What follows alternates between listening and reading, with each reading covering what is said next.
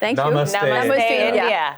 I thought a lot about how once her vision is taken away, it's a very isolated place to be. It's a very lonely place to be. And there are very few people in her orbit that she can even really sort of confide in and trust. So there is that self-reliance, but it all kind of goes within. Sometimes you have to condense, you have to bring like present fans on the journey with you and new fans as well. And I think the way to do that is to, not be rigid, I think, with the dates sometimes, as galling as that can be sometimes for present fans. But you have to stay true to the themes. Yeah. I shot the first moment when she realized she was blind. And the most important thing, and I remember talking to Cynthia about that, is that she should never feel sorry for herself. Yeah, I remember we did have that idea. And she was strong right away. And that was very important. Hello, everybody. I'm Rudrani, and welcome to Zoom Speak Easy. I'm in Singapore right now to, of course, interview this fantastic team of Rings of Power Season 2. It only gets more exciting and darker and edgier, so I'm going to get all the details right now. But it truly was fun to watch the 2 episodes, last night. Obviously, the world is really getting more interesting.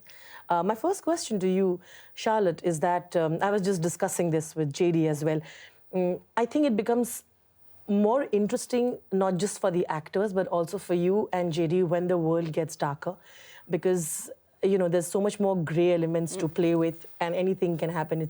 How did you kind of incorporate with that, and how did you have fun with it, actually? I had a lot of fun with it. I think it was great to be able to do a season that was more dramatic, because once it's set up, you can really dig into the characters. And what I very much like about JD's writing, too, is that every character is nuanced. There is nobody who is really completely good or evil. Even Sauron, in the very beginning, he maybe he wanted to do good when he met the old man on the road and they were at crossroads, and he goes on the ship, and then he changes his mind and he takes the thing away from him and then basically let it happen. So I feel like it's a very exciting season. Could you also tell me, Charlotte, that the book lovers and all of them have always said that we want to see a little bit more of the book, while the cinema lovers have said we want to see that. Now that you're in the season 2, was it kind of a challenge to make sure, okay, I'm going to do what I want to do, because you all have discussed that, but also maybe listen to the little bit of criticism that we might have got in season 1, and let's see what we can do with that? I think it's, there is so much in the book to say, there's so much in the book, so it's not about the fact that you want to say something more specifically. I think we're doing, you had like a good answer for that. Oh, yes, absolutely. So yeah. It's like with the, I guess with all that's going on in the books and stuff, there has to be some sort of allowance for artistic license. Because it's so vast, it's so huge, and there's so much to flesh out as well with the dates that it would take you such a long time, So sometimes you have to condense, you have to bring like present fans on the journey with you and new fans as well. And I think the way to do that is to, not be rigid, I think, with the dates sometimes, as galling as that can be sometimes for present fans, but you have to stay true to the themes of like, what Tolkien's about and stuff. The theme of, we're all scared of death. We all don't know why we're in this world and where are we going. And I think if you stay true to those, then, people can relate to that. And those are the themes that people want to watch, I think. Because this series is very different from Peter Jackson's films, because it's thousands of years before. It's setting up a different world. It goes more into the characters. So and as you said, there is so much in the book. There is room for much more. Cynthia, I think it's so it's challenging, but I also love the way that the blindness is not used as a weakness for your character. But I also see that it can be challenging when you want to be more dramatic, because you have to use your other senses that are sharper for your character. Tell me, how did you kind of navigate through that and incorporate that? Because, and then in season 2, now she's kind of used to it, but then, how does that pose more of a problem for her? Yeah, I always thought about the idea of she has to be a sort of, project leadership. She has an awareness of the perception of how she is viewed with this blindness. And in terms of the blindness, to me, there was an acceptance of that situation rather quickly. And so it's sort of, within Numenor, this is a terrain that she knows intimately and knows well. She's able to walk the streets and the land with some ease.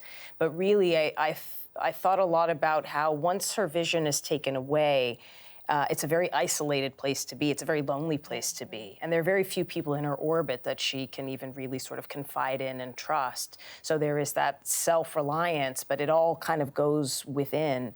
So, I loved that as a challenge, and I felt it was very, very important to make sure that she was not diminished and it wasn't viewed as this sort of disability, that it was really about an accepted condition that she was working her way through.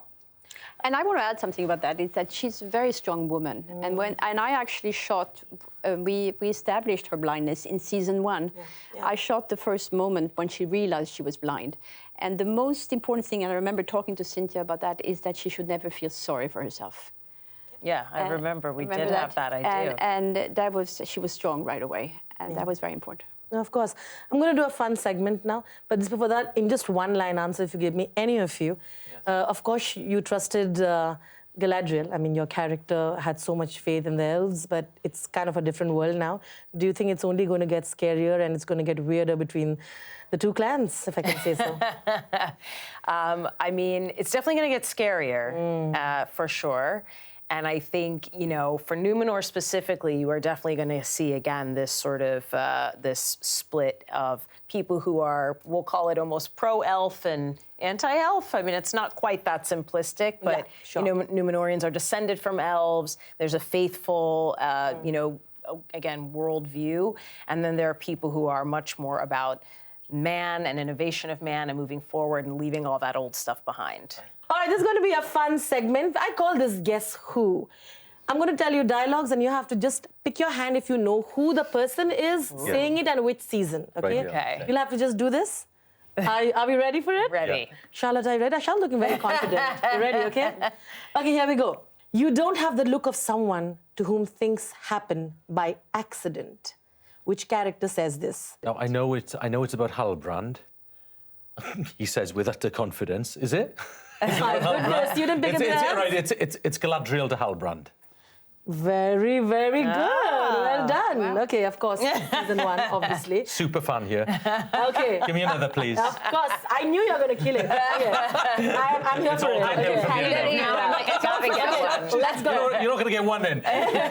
No, I'm sure you will. I'm rooting for you, Cynthia. Come on. Okay. No matter, okay, here we go. No matter the sorrow, no matter the cost, not all those who wander or wander are lost. Poppy Proudfellow. Yeah. I'll kind of give it to you. It's basically the Half-Woods who are singing there. Yes, that's Wander right. along the way, but I'll give it to you. Fair enough. And Thank they you. sing it 2-0. a lot in second. Should we give her as well? She's giving me more. No? Okay. I give it to her. You already give me the point. You I can't give it to have her. it. Come on, ladies. This is where the true colors come Ladies, out. come This is where the true on. colors Come on. come out. All right. I think an alliance needs to be happening here. Okay, let's go. Are we good? Very simple one. Nothing is evil in the beginning. Let's give the ladies one chance, and then I have a feeling you know this. When we embarrass Nothing is evil. ourselves. I'm going to time it for you. You've got 10 seconds. Okay, and then he's saying it. It's very, very simple. It's nothing is evil in the beginning. And that's actually Tolkien's, that's like the theme of the whole season. So, do you know it, Charlotte? No. Charlotte, do you know it? Who said it? No. Which character? No. So, anybody wants to give it a shot? Nothing is evil in the beginning. Because I remember Nothing is evil in the beginning Yeah. is Was it Galadriel? Yes, you're Yeah. right. At the very beginning. Okay, just another last one we've done. There can be no trust between hammer and rock. Okay, well, that feels like that Think has of- to be Durin. Yes, you're right. You're right. I wondered. It's not bad that we have a winner, Trystan, but the ladies have come close enough, so thank you. That was great. Thank you. I hope you had fun. I enjoyed that. Thank you. Could you just look into the camera and say Namaste, India? Thank you. Namaste. Namaste, India. India. Thank you so much.